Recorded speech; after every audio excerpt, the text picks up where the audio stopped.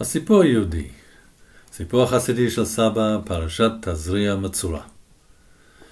לרבי מרדכי היו 3 בנות בגיל הנישואין, אך לא היה לו אפילו רובל אחד כדי לחתן אותן.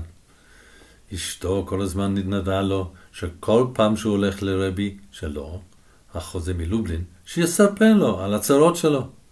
אבל כל פעם שהיה מגיע ללובלין, הוא היה שוכח לספר לרבי.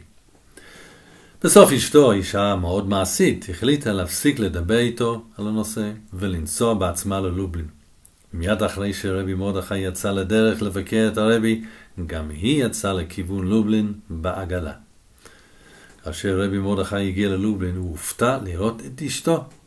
עכשיו לא היה לו ברירה, אלא לדבר עם החוזה ולספר לו על מצבו העגום. למה לא דיברת על זה עד עכשיו? שאל החוזה. רבי, ענה החסיד, הנחתי שבזכות רוח הקודש אתה מכיר את מצבי. זה לא נכון, ענה החוזה. כאשר מדובר במגיפה של צרעת אצל אדם, ראה הכהן והוא יחליט מה זה בלי שיגידו לו. לעומת כאשר צרעת בבית, אז האדם צריך להגיד לכהן. כלומר, האדם צריך לדבר ולספר לכהן על תופעת הצרעת אצלו בבית. שאלות.